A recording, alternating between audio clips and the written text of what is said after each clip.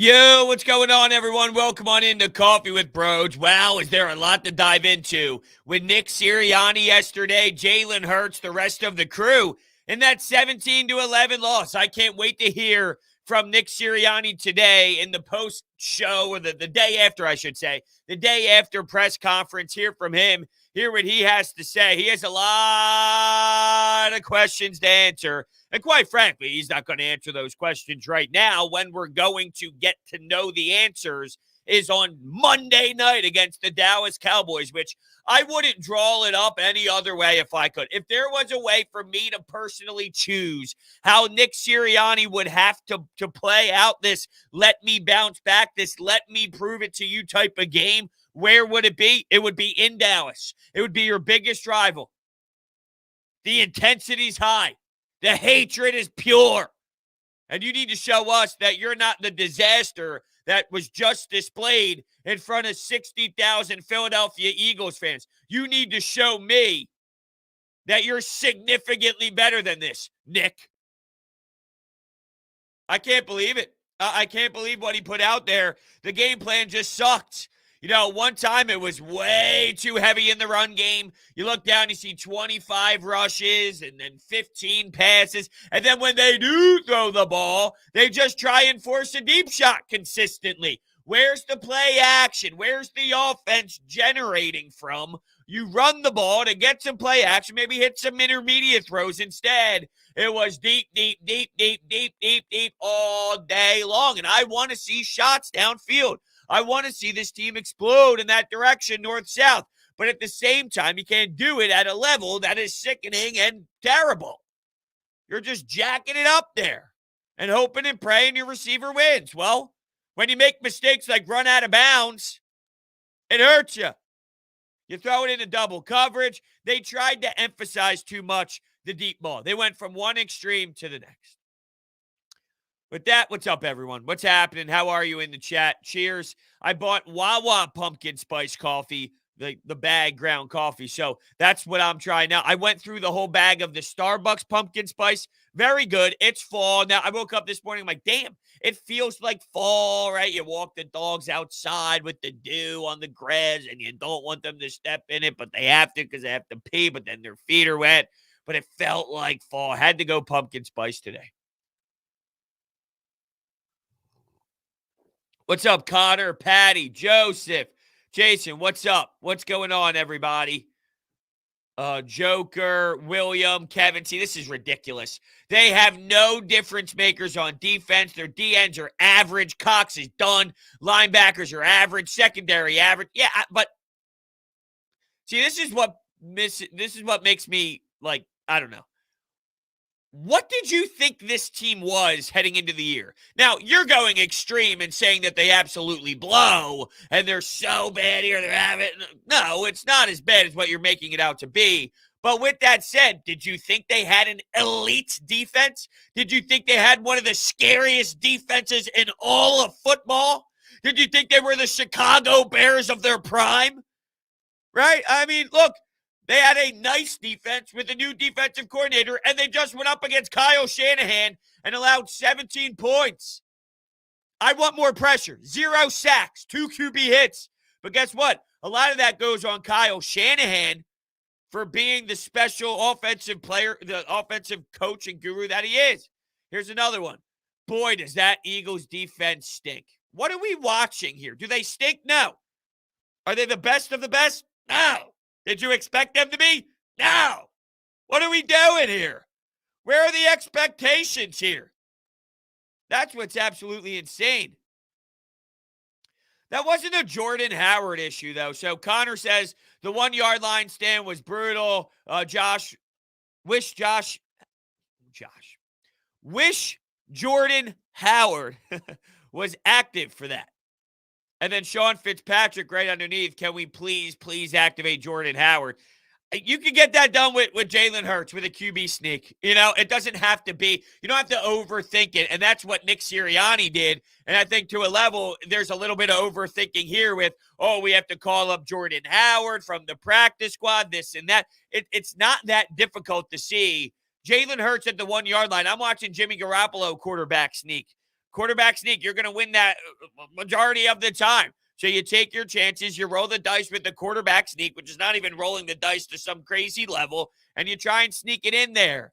You lower your shoulder, bang, let's go, touchdown, Birds. It doesn't have to be where Jordan Howard's now the guy, even though I understand what you're saying. That's what he does. He's more of a power back, give it to him, feed him, and let's go. But you could have done it with Jalen Hurts easily. No, I mean, this team's not a Jordan Howard. See, for me, are they losing this game because of Miles Sanders and Kenneth Gainwell? Like, first off, a lot of general managers have a lot to say on personnel decisions and with certain players. And when you talk about Jordan Howard, I mean, we're really reaching here if we're having the discussion on, hey, Howie Roseman sitting Jordan Howard. You know why this team failed? The game plan sucks, right? That's number one. Right from the get-go, they just had a very flawed game plan on how they were going to approach a banged-up 49ers team. And I wanted to see some of the things they incorporated this week.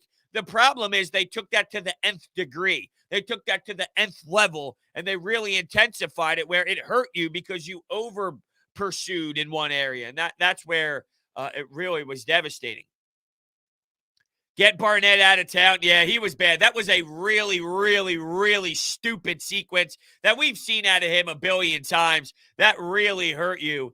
If you look at, I think I saw, was it Zach Berman that tweeted this out? I took a screenshot because I want to utilize it today in a podcast just to expand on it a bit more. But Derek Barnett has been flagged for 8 personal fouls in his career, 6 unnecessary roughness penalties, 2 roughing the quarterbacks.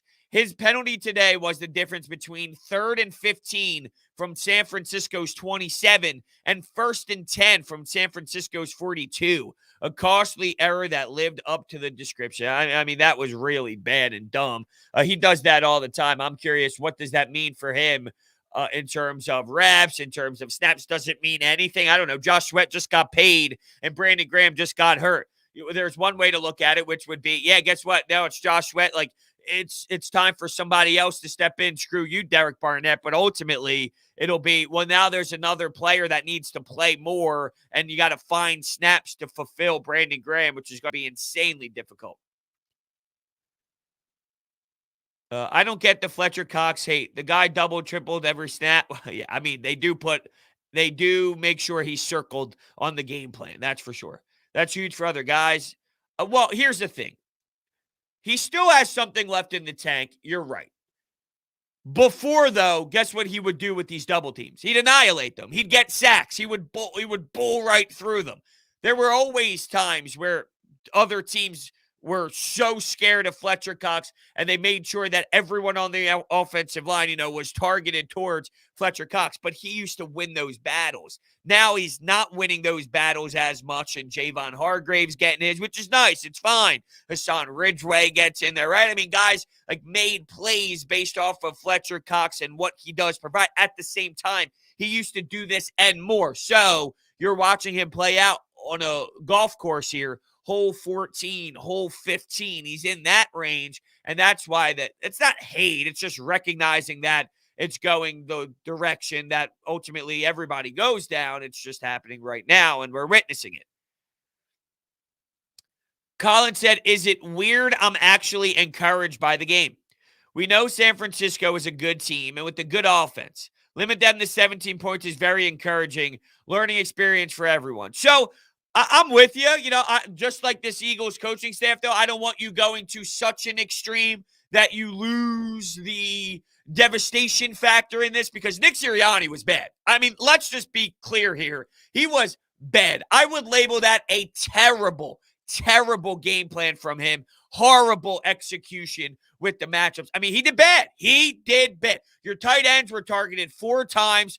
3 receptions total. It's unacceptable, and quite frankly, it cannot happen. So Nick Sirianni was bad. I can't say I'm encouraged by Nick Sirianni. How he responds, though, could possibly lead me to being encouraged more and being more fascinated with the angle that he took. But as of right now, yeah, I am not encouraged with Nick Sirianni, and that's One of my crucial questions. You had two entering the year. Who the hell is Jalen Hurts? Who the hell is Nick Sirianni? That's my goal this year. Figure that out. Well, I got a bad answer yesterday. So I can't go fully down the road of encouraged.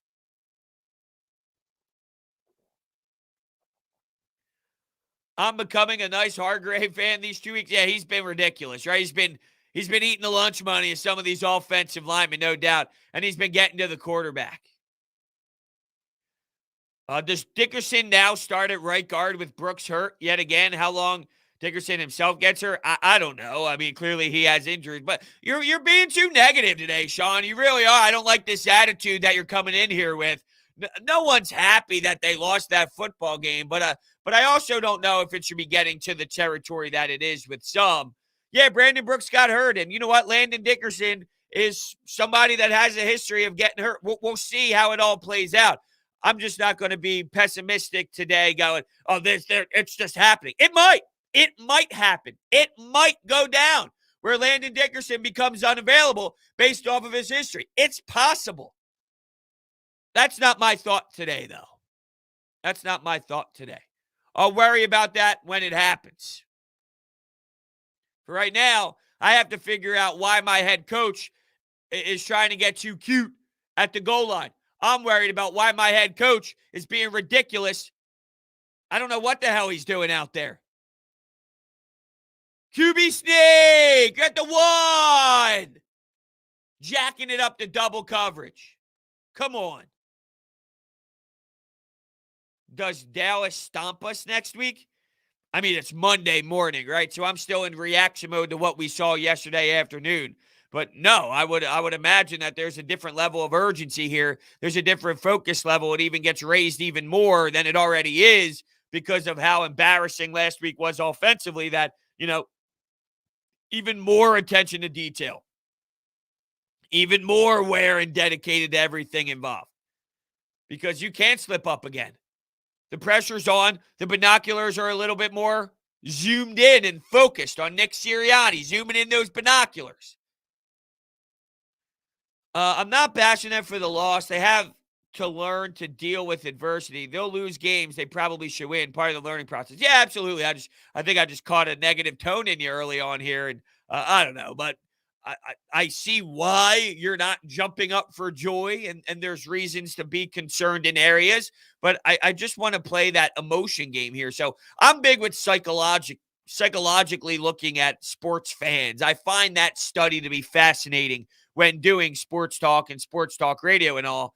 Understanding how we entered the season, we knew that this would occur. As you said, there'd be adversity. They'd probably fall on their face when they should win. There's a game where they should come out victorious and they collapse, right? That's part of growing and grooming and just becoming a team and becoming a professional head coach and a professional starting quarterback in this league. Now that we're going through it, though, how do you react? So there's one way to say it's more like the classic standard line of you can talk the talk, can you walk the walk? We talked about it for months. We talked about it over a long period of time on what's probably going to happen. Now that it is, how do you handle those moments? How do you handle those Monday mornings, the overreaction Monday where you're uncomfortable? That's what it's all about. I agree, Fran. I couldn't put it any better than that. I'm disappointed that we're here, right? I'm disappointed that this was even something that happened. Like, that's bad. Yesterday was flat out bad from Nick Sirianni. Everything from top to bottom, bad, bad, bad, bad, bad. I don't like that we got there. With that said, what is he? How does he look himself in the mirror? I'll give him credit. After the game, he stood up and said it was me. I failed. Where in years past, you might get head coaches say, I stand by my decision. It was the execution that didn't run its course. I stand by my decision. We'll get it better next time. The whole I stand by my decision thing, it rubs people the wrong way. Here with Nick Sirianni, at least the message was more clear of, it starts with me. that was bad play calling, and I have to be better. It's a different mentality than a lot of these NFL coaches with their personalities and their stubbornness. That's all great and dandy. I'll give him the hat tip. What needs to change, though, is the execution and the right selection by him. If that doesn't happen and we consistently hear, I'll do a better job next time. I have to call plays better next time. If that's the message we get week 3, week 4, week 5, week 6. All right, Nick. Hey, Nick, you said that 3 weeks ago. I got the quote right here. You said that 5 weeks ago. I got the quote right here. That's where we start to not like it anymore, and it doesn't sit with us properly. Sean Fitzpatrick continues here. It was a bit surprising to see the number of 49ers fans in attendance, especially for the home opener. I mean, I didn't notice anything. I also wasn't paying attention to that. I wasn't in the stadium. I was at home. The 49ers, though, it's one of those fan bases that there was an era here where that was the dominant apparel. That was the dominant logo, right? Sort of with the Raiders. There's always going to be a crew that enjoy the Raiders because in that time frame in society, you wear the black and you wear the silver and that's what you wear. You wear that. You wear the logos on the hat. That was a style. That was a staple of fashion. The 49ers, there was a time of that as well. The starter jackets, the long sleeve, crew neck sweaters, right? That was a way of life. So that means they're all over the map. You got fans all over the world because there was an era where that dominated the fashion department. Is the Philly special really the play call? No. No. What it was he wanted to win the fans over. We know he's giddy. We understand he wears Iverson stuff and he wears Philadelphia Phillies gear, right? He's constantly wearing apparel around Philadelphia sports. Says, I'm a Philadelphian. I root for all the teams here. And I believe he genuinely does. Like it's foolish and silly because it's sort of something that is put on you to try and win people over. At the same time, I genuinely believe when he puts on that T-shirt of Iverson, he's enjoying it and he's loving it. And when he's wearing the Phillies gear, it does make him feel a certain type of way. So with that, on the 1 yard line, here comes the Philly special. He wants to win the fans over, and he genuinely believed that was an opportunity to do it. My problem is, and Ray Didinger said this, it's perfect.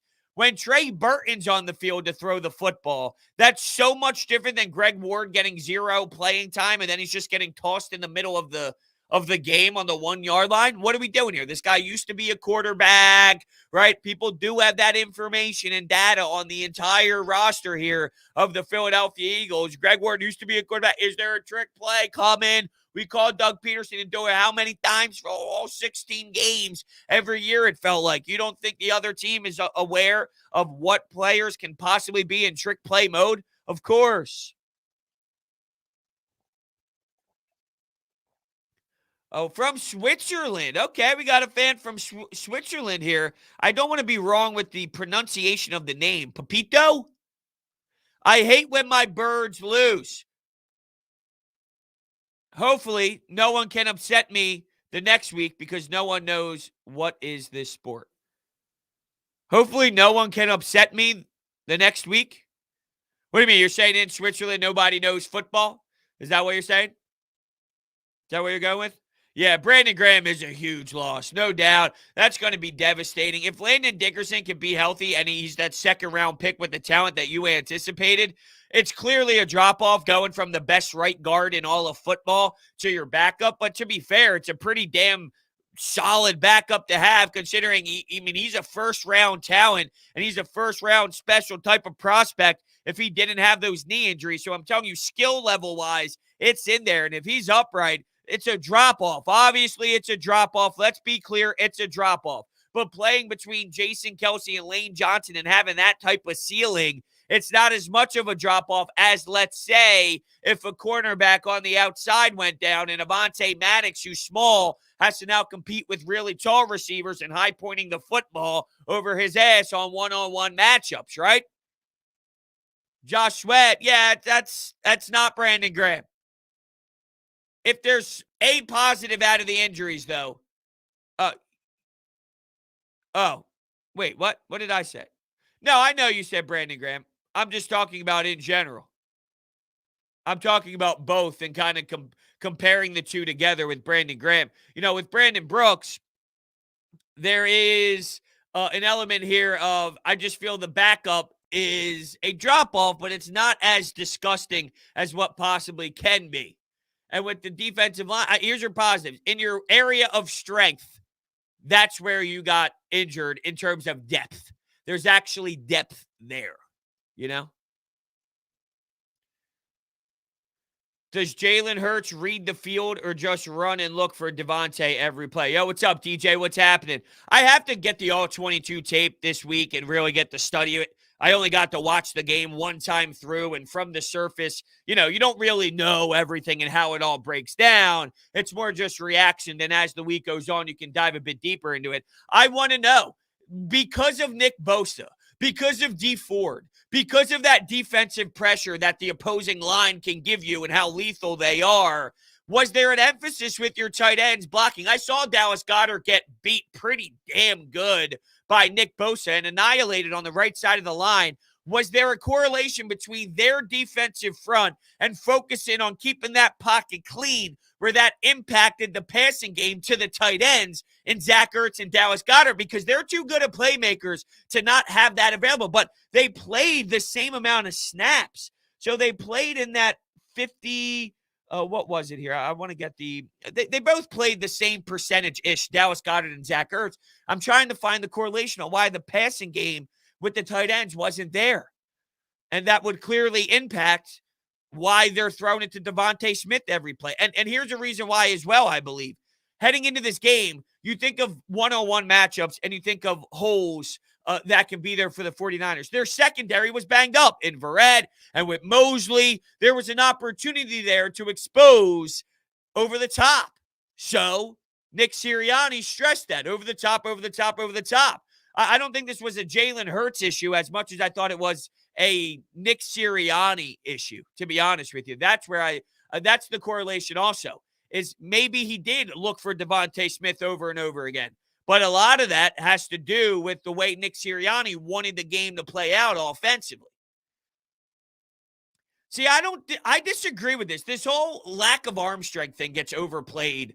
The reason this was ugly was more game plan than arm strength. When you force your quarterback to do it like that, yeah, it wasn't there as much. And when it was there, you got the boneheaded decisions afterwards of not scoring on the 91-yard touchdown bomb, of Jalen Reagor stepping out of bounds. And that's a Jalen Reagor issue. That's on the wide receiver. That's a lack of details. That's a lack of fundamentals, which is what Nick Sirianni teaches, and that's his message every damn day. So it's a slap in the face when you see that happen. This was less Nick Sirianni, less Jalen Hurts arm strength and more Nick Sirianni. If anything, over the two games, I saw more out of Jalen Hurts' arm strength, than I saw weaknesses. Over the first two games. You mean the one on double coverage when that shouldn't even been thrown anyway? No, see, this is my problem with people who assess quarterbacks here, okay? It's a joke. First off, your name's Boys for Life, so if you're Cowboys, then I understand why you're saying this, because you're just not being objective about it whatsoever. Here's what I'll say. People expect quarterbacks to be perfect. All right, here's what I'm going to say, what I'm going to hear. He's no Aaron Rodgers. Okay. Let's go to Aaron Rodgers. You want to go to Aaron Rodgers? Let's go to Aaron Rodgers. My point is, people have bad games. Okay? You want to go to Aaron Rodgers? Let's go to Aaron Rodgers. Green Bay Packers. What did they do in game one? Oh! They lost 38-3. Let's check out how Aaron Rodgers went. Because apparently Aaron Rodgers, Drew Brees, all the elite of the elite of the elite of the elite never had bad games ever, and they never made a mistake, and every throw is perfect. They never threw a ball in an area that wasn't perfectly placed. Aaron Rodgers, 15 of 28, 0 touchdowns, 2 interceptions, a QBR of 13.9. Okay, so hear me out. Jalen Hurts is not that, and he's not Aaron Rodgers, right? He's not Aaron Rodgers. He's not Drew Brees. He's not the elite of the elite of the elite. You can't hold these quarterbacks to a level that is impossible to match. Oh, he has to be perfect every throw. He could never be off. He could never throw it behind somebody. Yeah, that's going to happen. Every quarterback does it. You just don't care about the other quarterbacks. So you don't bring it up. You don't watch. You don't study them. Every quarterback does it. Every quarterback does it. And I'm going to continue that for sure when I talk about Nick Sirianni today, because what I've heard about Jalen Hurts has just been terrible all day from the negatives out there. So I will get fired up again. I know it. I'll resurface that conversation for sure. Yo, what's up, Adam? What's happening? What's happening, everyone? Well, no, he did. I mean, Tyler, he didn't look fine. He didn't look fine. I mean, I guess it depends on how you say fine. Like, oh, he was fine. No. Or if you'd be like, nah, he was fine. But I guess it depends on the tone of the fine. He made mistakes, but I also think the scheme failed him yesterday. Just like the scheme was great for him in game 1. But how much of this was D'Amico Ryans taking away everything over the middle? And how much of this was them not really trying the way that they should? There's so many layers that we have to get to with the tapes, with the tape study.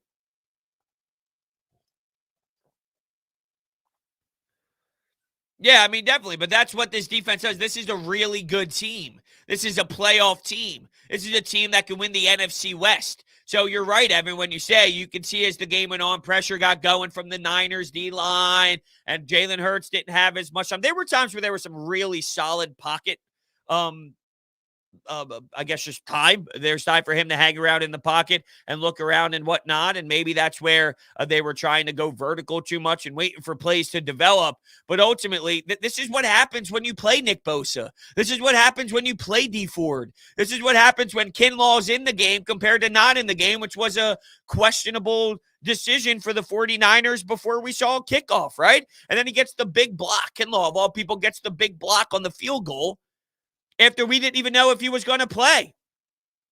So this is what happens when you see really good teams. Yeah, but it makes sense.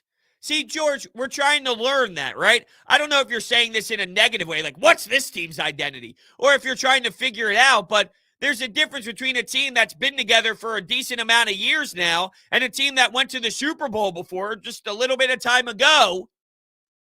Yeah, it makes sense. They've been playing under Kyle Shanahan.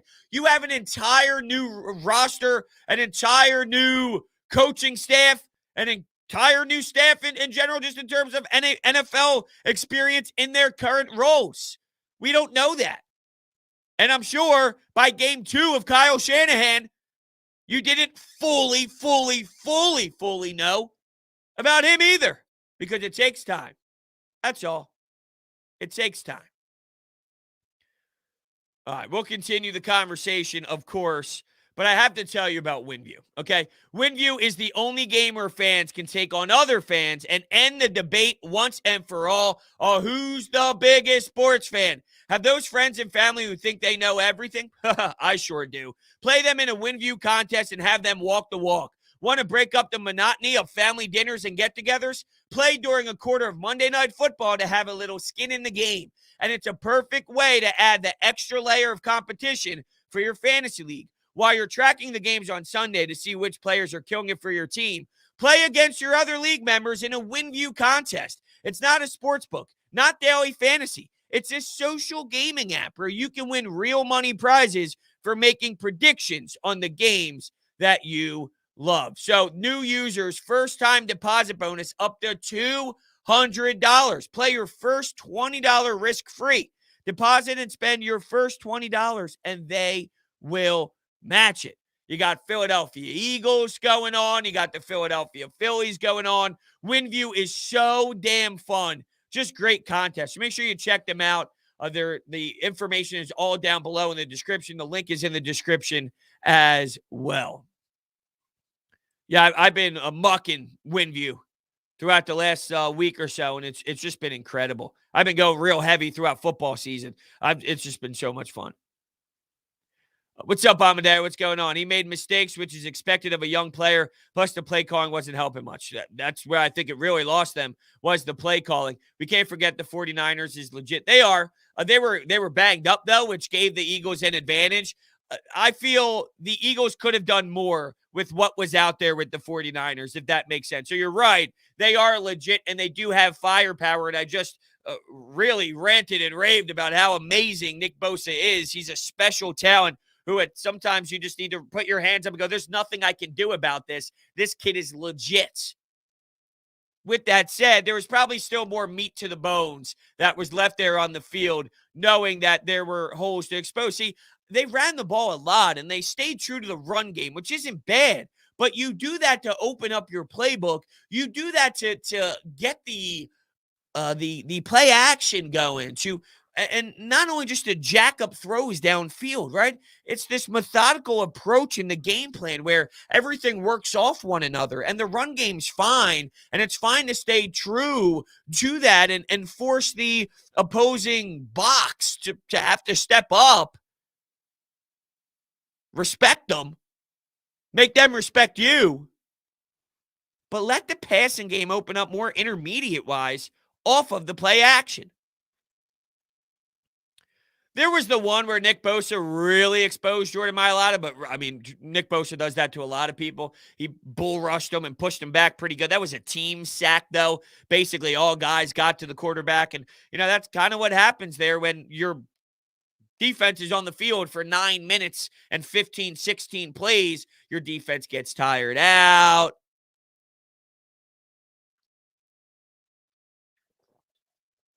Can't generate that pass rush. And I'm saying that's why the Eagles defensive line couldn't do what the 49ers defensive line was able to do, because they're out there for a while. They're really tired.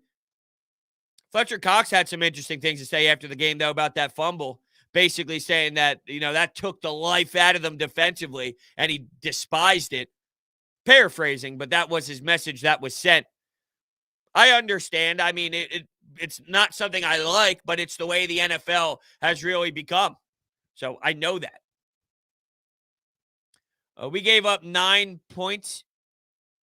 Wait, what? We gave up 9 points. Gave up 17 points.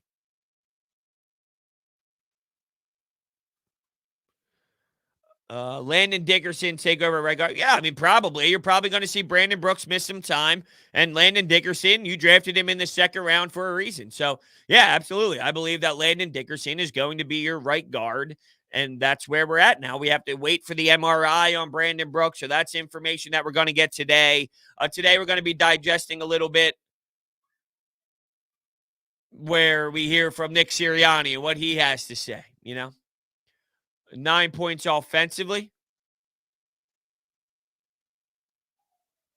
Well, they were in position to get a lot more points than 9. They just couldn't cash in. Why are we trading defensive ends? I mean, you're not going to be able to fill you have to fill the hole by what you have. Yeah, I mean, look, but this is where it's so week to week, right? This overreaction to they only scored 9 points, right? The Atlanta not the Atlanta. Well, yeah. You see the difference in how many points were scored by the Eagles in week 1 to week 2. But with the 49ers, they scored 40-plus points against the Detroit Lions. They scored 17 in this game. And their offense wasn't just scoring at will. It wasn't explosive. They had to grind through it. They had to earn those points. They had to earn those drives, right? It's a week-to-week thing. Next week, the Eagles can put up 28 points against Dallas's defense. They can put up 24 points. Just because they barely scored any today, it's a week-to-week thing. The Green Bay Packers scored 3 points against the New Orleans Saints, who, by the way, didn't look so great yesterday throwing the football around like they had no idea what they were doing. Let's see how they respond against the Detroit Lions tonight on Monday Night Football. So I can't overreact to they're only scoring X amount of points. Yeah, but what's wrong with field goal? That's fine. I mean, that's a part of the game. You can't live with field goals forever, but I'm just saying. Score points. They had a bad day offensively. I don't know if that's who they are forever or not. I got you. Didn't take the field goals. Well, I'm okay with it being on the goal line and being right by the end zone and taking shots on fourth down. That's fine with me. The problem is the decision making on what play to actually run.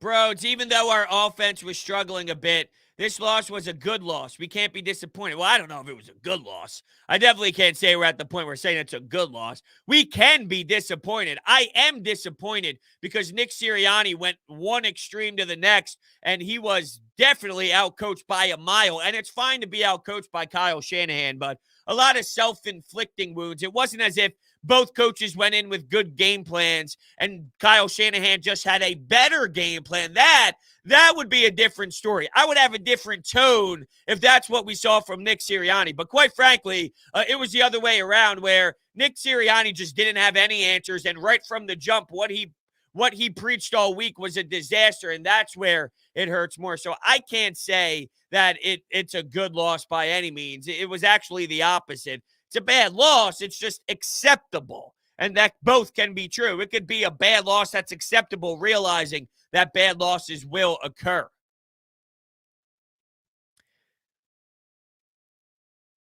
It's not elite with their injuries. They have elite players and elite positions that still showed their head and proved their dominance. But there were opportunities out there based off of their injuries in Mosley and some of their other players for sure. Linebacker position, Barrett. They were not healthy. They could have easily done more with what was out there on the field. Oh, wow. Had a Rager and Quez anytime touchdown parlay going. That's a bummer. I actually jumped up and screamed pretty good for that Jalen Rager one. Wow, that was amazing. See, it's funny. If that touchdown stood, are people talking about Jalen Hurts' arm the same way? That was a beautiful ball. That was a beautiful throw. He has really strong moments in there that I guess now isn't being noticed because he had a couple bad ones. It's crazy how intense people are with every throw. It has to be a dot. If it's not a dot, this quarterback stinks and get him out of here. You put such unfair expectations on what somebody has to be, and it's never going to get met at all. You know, you're not going to meet that. Josh Sweat. I mean, that's what it's going to have to be, Jose. Josh Sweat. With Brandon Graham gone for the season, is there someone other than Barnett? You got to look at it as your team together. And Fletcher Cox, Javon Hargrave, not Brandon Graham because he's injured, but my mouth is normally accustomed to just putting those guys in the same sentence there. Josh Sweat, Derek Barnett, even after the stupid boneheaded penalty, Milton Williams. These are the type of players, Hassan Ridgeway, that have to come together and as a core make up for the loss of Brandon Graham. And it's not going to be easy, but that's your answer. That's what needs to happen. Is it bad that I pretty much expect Derek Barnett to have a stupid penalty? No, Joshua. I think it's pretty obvious, right? It would be stupid of you to not think that there's going to be a bad penalty. That was horrendous. And that's one of those moments where, and I know it's not little league, and I understand that, first off, you're depleted now in that department and, sitting players, this and that, but you gotta make a statement there with Derek Barnett, because if not, he's going to think he can get away with it with this new regime. It can't happen. You're not going to play. You're going to lose snaps. You're going to lose playing time. Maybe he does. I don't know. We'll see how Nick Sirianni handles that. But if I'm a media member today, I want to get more information on what they're going to do to handle that, because that's brutal. Ted, I wouldn't do this if I were you. If you wanted to go through the Howie Roseman production, you'll see a lot more positives than negatives.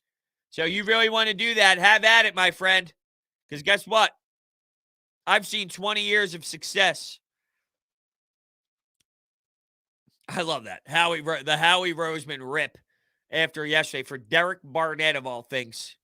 But if you want to go down the track record, if you want to go down the list, you lose. you lose. Okay, Jordan Mailata, Devontae Smith, And if you're talking about draft picks in general, you do know that the ownership, and by the way, Dillard was at the time an offensive lineman that teams were trying to draft in the first round, and the Philadelphia Eagles went after him. Well, everybody was going after him. This wasn't the Eagles just unfairly went after a guy who obviously stinks and obviously blows. The first round is basically about just a tick over 50% hit rate. So it's not as if the Eagles did something so horrendous and so disastrous before we now see the results. Also, J.J. Arcega-Whiteside was already defined as a Jeffrey Lurie pick. Jeffrey Lurie overstepped the general manager. He didn't drop. He's an offensive lineman. What do you mean? People value the quarterback more. People pick those players. He didn't drop. What do you mean dropped? He's a first-round offensive lineman. Other positions by other teams are needed more. It's an offensive lineman. Now, you're just saying things. That's all. You can say it, but that doesn't mean it's necessarily true. But, yeah. He's talking about you want to go, how about this draft? Dallas Goedert, Avonte Maddox, Jordan Mailata, Josh Sweat. Imagine grabbing 4 of those players in the same draft. That's a sensational draft. Honestly, that's an elite draft. You get your left tackle of the future. You get Dallas Goedert, Avonte Maddox, and Josh Sweat. You get all that in one draft. That's elite. That's an elite draft. Just saying. But there's a lot more to it than just that. There's free agency. There's creating cap space. Oh, you need $11 million? Bang! Let me punch some numbers, motherfuckers! Bang! $11 million was created yesterday, or 2 days ago, or 3 days ago. Hey, thank you very much! Like all the little things he's so damn good at. Creating money, moving money around. There's no such thing as a salary cap here. Imagine if you didn't have that. You wouldn't know. You wouldn't know what it's like. Wait till you have a Gettleman, a general manager, and then come back to me about what sucks with the GM. I don't even know what this means, Ted. Come on. Let's get a little bit better than this. If you want to have logical conversation, you need to be better. Yeah, I don't like Pro Football Focus. Allowed 5 pressures, 4 hurries, and 20 snaps. Throw it into the fire, though. Yeah, I'm not a big Pro Football Focus guy, to be honest with you. I don't like the numbers that they punch, but yeah. Yeah, not ideal, but yeah, you're right. You get thrown in the fire. You're going up against a really good front that you have there with the 49ers and all, and there's a lot of communication that happens, so. Imagine caring about the Pro Bowl. As if that really tells you anything about a player. Oh, you know what? They made the Pro Bowl. They got to go to Hawaii and play a flag football game. That's great. You know what? Even without any Pro Bowlers, right? Because you're talking about last Pro Bowler drafted, blah, blah, blah, blah, blah, blah, blah. Yeah, they won the Super Bowl. You can take all the Pro Bowls and shove it right up your fucking sphincter. How about that? I don't give a damn about the Pro Bowl. You know who didn't make the All-Star game this year? Bryce Harper. Mitch Trubisky was a Pro Bowler. That's hilarious. You know who didn't make the All-Star game? Bryce Harper. You know who's about to win MVP? Bryce Harper. Yeah, dude, this Carson thing's pretty crazy. To watch it from a distance is somewhat mind-blowing. He's just running around. Like, he has those plays where it's, whoa, crazy. But he's just getting sacked and throwing the football 5 yards. He's just all over the place. Shovel passes that are interceptions. I mean, it's crazy how wild it is. And when you're out of the game emotionally with it, to take a few steps back and fully analyze, whoa, he's a mess. What's not a mess, though, is BetQL, okay? Do you want to take advantage over your sportsbook? Download BetQL, the only app you'll need to make smart bets. Their model covers everything from spreads, over-unders, and player prop bets.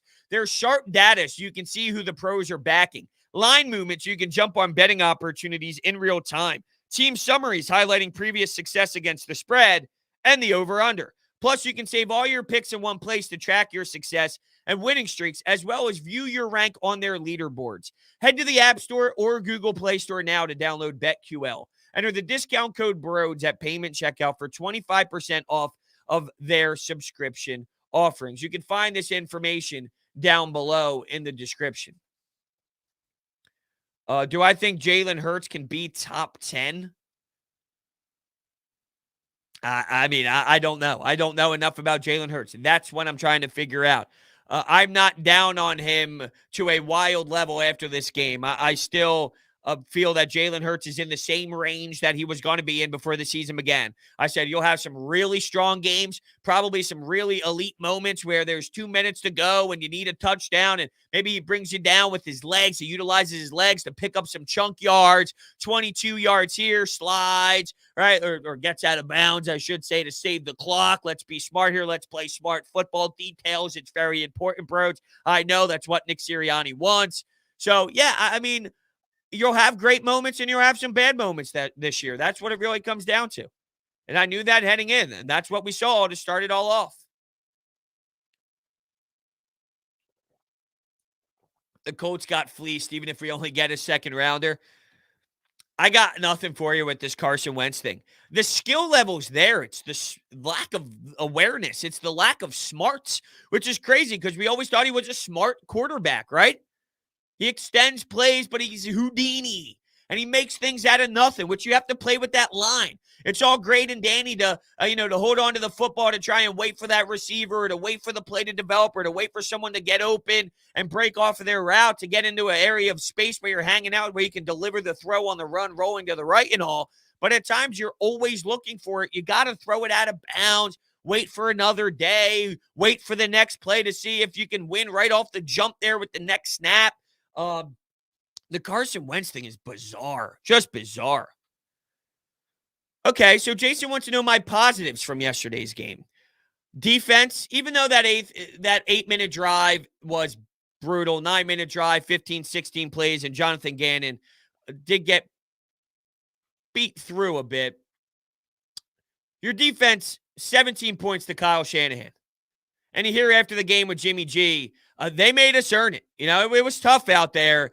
They made us really earn those points. 17 points, the defense. And the fact that with a disgusting game plan, it was that close. The fact that you went in there with such a miserable identity for the day, and you almost won the game, and you had chances to win the game, and you just didn't punch them in the mouth when you needed to, which gave them life. Even with that, it was close.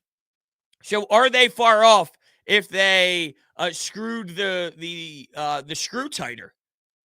If the screw was tighter? If the attention to detail was sharper? If they controlled the controllable? If they do better in the controllable? Are we talking about a different game? Can they beat good opponents? I'm willing to go through some growing pains with a second-year quarterback. I mean, I can make the argument he's still a first-year quarterback just by games played-wise. He's not even close to a second-year quarterback, right? A second-year quarterback, you'd be thinking about his 17th start, his 18th start, his 19th start, his 20th start. Right now, we're talking about what? His 6th start? So, I mean, I'm still in that label of the first. The first. Well, I got a text here from an unknown number. I'll complete that after this. We love a young quarterback with a young team. Let's stop with the overreaction. I know. I'm with you. I'm trying to stop people. It's no time to panic. It's just one game. We can't win them all. However, what's concerning is the lack of execution in the red zone. Where's Jordan Howard? This Jordan Howard obsession is pretty funny. It's not that difficult to see that it really was a quarterback sneak thing. We're talking about Jalen or Nick Sirianni overthinking with Jalen Hurts and overthinking the goal line stand. Now calling up practice squad players is overthinking this too. You're at the 1-yard line. Sneak it in. Run the ball that way. Get your 1 yard. Win the trenches. Win the battle on that given snap. Get the push you're looking for. Get down low. Separate Jalen Hurts here. Give him that separation and get in. You don't have to start calling up practice squad guy. Quarterback sneak.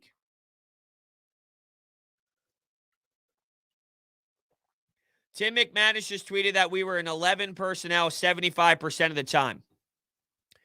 So we knew they wanted to be at 12.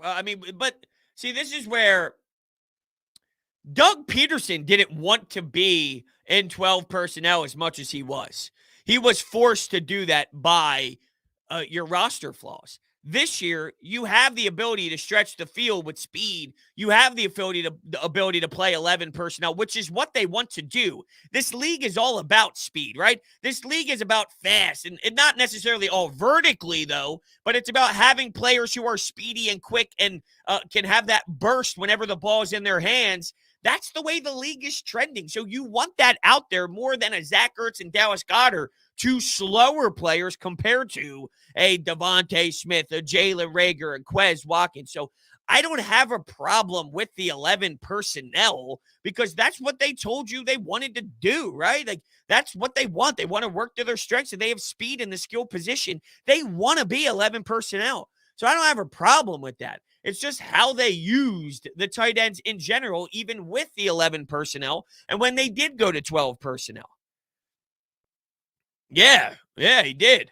He did want to go too vertical, yes. No, I think you're overthinking it here. What I see here is overthinking, like they don't want to give tight ends attention. No, you want to win football games. Not giving tight ends attention for contract reasons is not what's going on here. That's really diving deep. I know we like to dive deep, but that's going to an nth degree.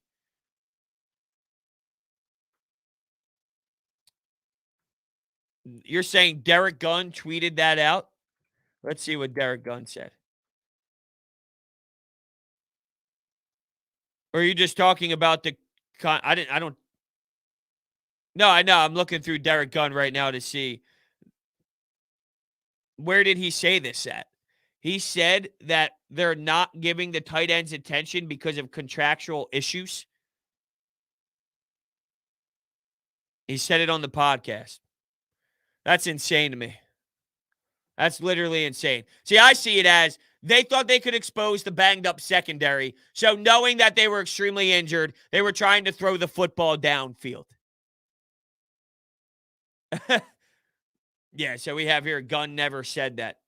He said it on the post-game podcast. I don't know. I didn't listen. To me, that sounds ridiculous. I love Derek Gunn. He's a beauty. Had him on the show before. So, I don't know.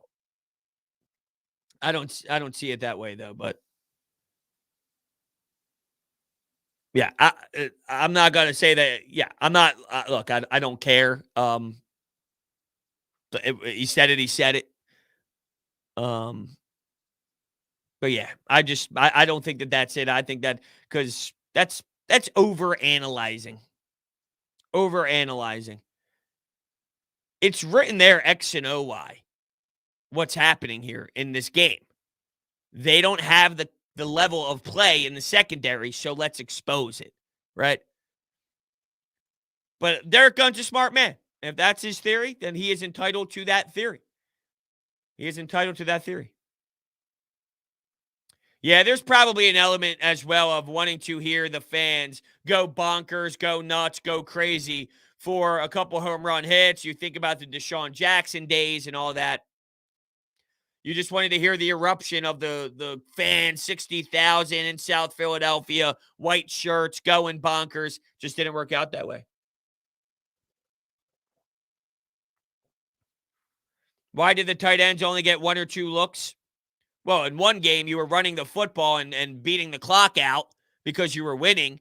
And in this game, yeah, I thought the lack of targets were bad for the tight ends. But I told you why I think it happens. If you think about the matchup on paper before the game started, there was an area where they can expose a Norman. There was an area where they can expose a rookie cornerback in their secondary. So let's utilize our speed, which is a strength of ours, to go over the top. That was their mentality. Now, it did not work, and they did not execute it well. But that's why I believe it happened. They were looking for the over-the-top to expose the secondary corner pieces that are not their top talented premier guys. That's how I see it. That's what I saw, more so than anything else. Have a super day, bros. Oh, thanks, Jason. I appreciate that. for 60 minutes. Yeah, it got away from them. The game got away from them. The other times, no, not for full 60. They ran the ball a lot. At one point, you're watching 25, 23 runs to 15 passes. They were committed to the run, which would be great if they opened up the play action. But instead, they skipped the play action intermediate and went right to the bomb. That's the problem. They skipped an area. It's a 3-step process, and they skipped step 2. And that's where the issues lie. And that's where it's really devastating. But, yeah, I mean, look, it was tough. It was tough to watch. It felt like last year where it wasn't fun, which is never a good time. It felt forced, It's like, man, this is not good, especially that long, methodical drive where they really went through Jonathan Gannon and all. It was a bummer for sure. But with that, we're going to shut it down here. Before we head out of here, make sure you check out my friends over at Orbit Energy and Power. They are home to your solar experts. They provide water purification systems as well, clean, healthy water for you and your family, backup energy services, battery storage, electrical upgrades, new roofs, and so much more.